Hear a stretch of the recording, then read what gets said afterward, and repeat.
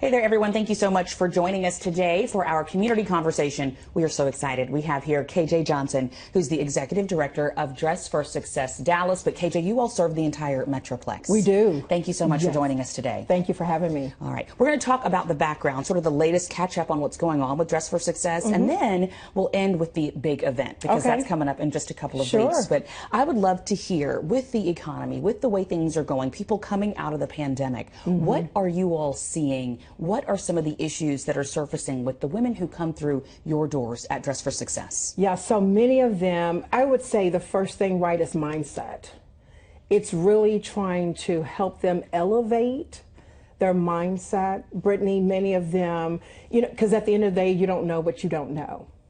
So prior to the pandemic, them not understanding that prices have risen, it's going to take a little bit more salary, right, for you to not only live, but they forget about one of the most critical pieces is putting up for savings, right? So a lot of times they just kind of think about today and not really planning for the future. Planning for the future. And speaking of the future, I sort of jumped ahead to the future because I assume that most people like me might already be familiar with Dress for Success. Sure. But just in case we have people at home who've heard the name but aren't 100% sure about exactly what you all do, explain what you do and how you serve at Dress for Success. Exactly right. So what's interesting, right, is our name, Dress for Success. So automatically people say that's what we do. And we do, but we actually are more than a suit. So we basically help women 18 and up who are currently not working but actively want to find a job. We help with resume writing, mock interviews, building the LinkedIn profile. So we do all those things. We even have employers who send us their vacancies, so we do help the woman find a job. And they'll spend about an hour or so, Brittany, in our career center. And then the second part of their appointment, right, which is another hour, which everybody loves, of course, is getting them dressed for their interviews. So the women will receive 2 full outfits, including shoes, a handbag, a brand new bra, and 3 pieces of accessories. And one of the things that I've implemented, I'm proud to say this, right, I'm the only Dress for Success affiliate that does this, is the KJ Catwalk. Okay, tell us about it. Yeah, so usually when a woman gets dressed, right, and we look in the mirror, right, and you know how we feel and do, right, when we feel like we look good. And so at that point, I'll have my image consultants to come get me out of my office. I put on Whitney Houston's I'm Every Woman. Okay. Have them to put their hands on their hips, head up in the air, and walk like they already have the job. Because part of this, too, is confidence. Confidence, right? Many women enter our doors, heads down, you know, and just not really sure, embarrassed even, right? Just low self-esteem. But, you know, Brittany, I say I get the opportunity to witness transformation each and every day because when they leave, they're on a high. Now, one of the things that I say that keeps me up at night is how do I keep them at the high when they go back to their situation? Which is the tough part. And let's talk about their situations. What are some of the situations these women have found themselves in where now they really need Dress for Success to make it out and make it to the next level? Yeah, so many of them, right, I say now are victors of domestic violence. Many of them live in homeless shelters. Some of them could have been recently incarcerated. You know, and really because of the pandemic, a lot of times people don't realize this, but women actually lost 800 billion with a B in salary as a result of the pandemic, right? So when the pandemic hit, not only did businesses shut down, but so did schools, right? And when they got ready to go back, they had to homeschool. So the mother, in most cases, right, who usually takes care of the household, had to stay home and continue to teach her children, right? So because of that, we lost 800 billion in salaries alone, right? So many of them are there, you know, just hadn't been able to find a job. And then you may not even be able to find the job that you really need that meets your current situation because before we were just daycare, right? But many times people are also looking at, hey, I really need to be home with my kids. Hey, I can't do that midnight shift. I don't have no one to keep my kids. So I really need that day job. And that's always the tough part. Sure, that flexibility that we appear to be seeking more of sort of post-pandemic. Absolutely. And you also talked a bit earlier about getting a job that's going to pay what you need for your life. Things have really changed with the economy. We've got the inflation that's hitting people. Right. What are some of the things people are coming to you and they may be looking for a job that pays $15 an hour, and you might tell them that's not enough? Well, and what I typically say is that really going to cover your bills? Like when you think about it. But Brittany, a lot of people are living with their parents. They could be living with siblings and not necessarily thinking about, oh, wait, I need my own place.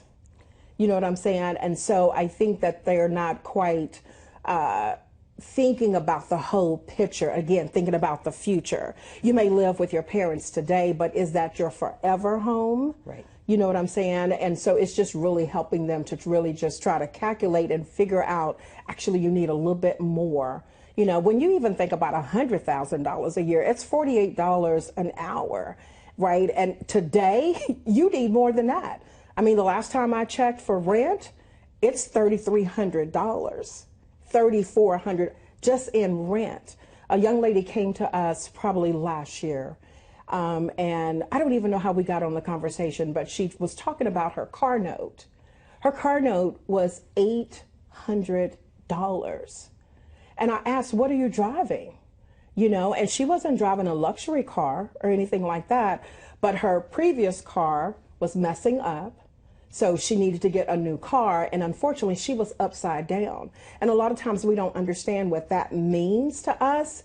You're still paying on the old car. Sure. Right. And now you got the new car. And so they don't realize that. So she's paying $800 a month. Sure. Right, in a car note, and guess what? We still need gas. Insurance, which has also gone right. up. Right, right. Absolutely. Right. So when you talk about the future, and someone might come to you needing that first job, needing income, but you're hoping to stick with them for quite a while. Talk to me about how long you're hoping to serve women through the program and the transformation that you've seen in that time. Yeah, absolutely. Right. So really our goal is to stay with the woman for about 18 months to 2 years. To a lot of people, that seems like a long time, but really that's just a short amount of time.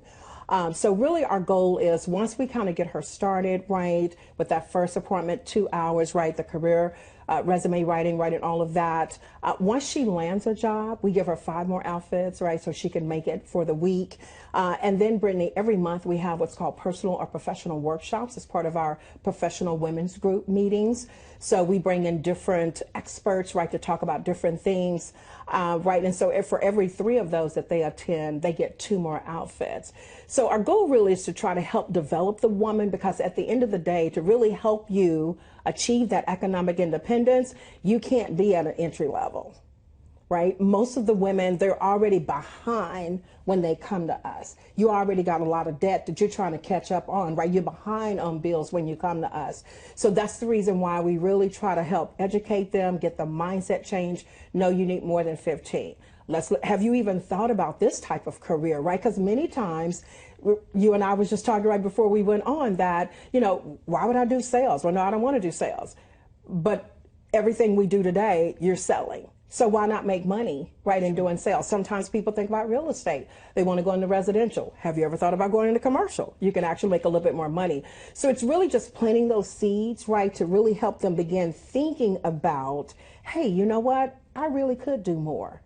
You know, and that's one of the things that I'm super excited that our career counselors are able to do is when we look at their resumes, when we have them to walk us through their history, right, we help them to begin thinking outside of the box, right? I never knew that I could do this, right? And so sometimes you need somebody to see that light in you to say, hey, you know what? You could actually do this. Have you ever thought about this? And so I'm always super excited to be able to see them bloom and grow. We had a young lady, she was a veteran, and she had a job, but she wanted a better job, right? And she came to see us. We got her dressed, and Brittany, I'll say, right, unfortunately, she had gone through domestic violence. She had, you know, her body was sold, right? She went through a lot. You understand what I'm saying? Even to this day, you can tell that she's been, you know, her jaw was broken. For the longest, she had no idea that it was broken. You know, so once you get it fixed, right, it still almost looked like it's broke. But she came to us and she was just super excited. She rocks with a cane today. And, you know, she got dressed and, I mean, total difference, right, in confidence level. And today she's a director at University of Texas at Arlington, I want to say. So she's just doing amazing things today and actually being able to help other veterans because she saw what Dress for Success Dallas did for her. So she wants to share that, and now she's referring those veterans to us. So it's just a beautiful story when we can see that. I bet you have a lot of stories like that. Yes. Like that. How can people help? I know you've mentioned it's a lot of volunteer power here, from Sure. the clothes to some of the counselors and people who help you out. What are ways that people who are watching who may want to engage in this effort can support? Yes, so we are always looking for volunteers. In fact, Dress for Success Dallas, we are 97% volunteer based. So I am the only staff member there. So everything I do is with volunteers. I would say the issue, Brittany, is that we need people during the week, which can be challenging for some who may be working. So our doors are open Monday, Tuesdays, and Wednesdays, 10 to 3. So we're always looking for career counselors. We're always looking for that fashionista, right, to be able to dress the client. But then on Fridays, we receive clothing donations. So if you're able to assist in that way, donate your clothes. And I always like to say new or gently used, because I'm very picky about what we keep. Because again, it's all about boosting that confidence for the woman. So we're always looking for those interview clothes. We're looking for those professional shoes, even costume jewelry. You can bring us bras. We just need the tags attached. Those do have to be brand new. So that's one way to help us as well. If you're not able to come in during the week and be that career counselor or that stylist, maybe you get some Fridays off, right? So from 10 to 2, you can actually come in and help sort clothes, because I receive tons of clothes every single Friday. And then, it just never hurts for financial donations. So it actually takes us $500 to pull a woman through our program. The beauty is our clients don't pay a dime. So we heavily depend on corporations to support us, individuals like you to support us, right, to really help us to be able to do the work that we do. And you have an annual fundraiser. That's a big part of that. Let's talk about the luncheon that's coming up. Yes, super excited, right? So every year we do what's called Your Hour, Her Power. It's actually going to be taking place on Thursday, March the 14th.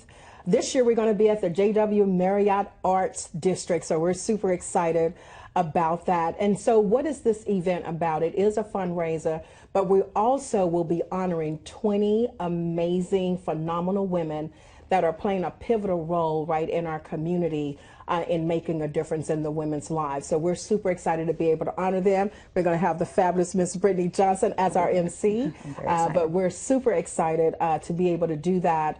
And again, to be able to raise money, right, so that, again, we can continue to do the work that we do. Awesome. When you talk to people about Dress for Success and describe the impact they're having on someone's life, how do you explain to someone the difference that their participation, donation, engagement can make? You know what? That's a great question, to really be able to answer that. But, I tell everybody, right, think about a time even in their own life, right? We haven't always been where we are today. So just go back and think about, had you had this type of service, right, when you were coming along, right, when you were trying to look for that first job, right? And then I just tell them to go one step further, right? So think about that single mom, a mother of 3, who is trying to make ends meet for her family. She's not trying to do anything extravagant. She's not trying to, live in Holland Park. She's not trying to drive that luxury car. She's just simply trying to put food on the table, right, and shelter over her head. And so when you think about that, that's the difference that you make for someone, right? So again, it's not we're trying to make them rich or anything like that. They're simply trying to feed their 3 children. They're trying to give them a better life than what they had. And that's the difference that one can make in these women's lives. Thank you for sharing that with us. You're welcome. My last question, Yes. because I think it's important for people to know, can you share about the demographics of Sure. the women that you're seeing and what the trends are showing? Are you seeing more women in Sure. need? Yes. So we're not seeing as many women, even though the need is there. And I would say that's because people just don't know we exist. Okay.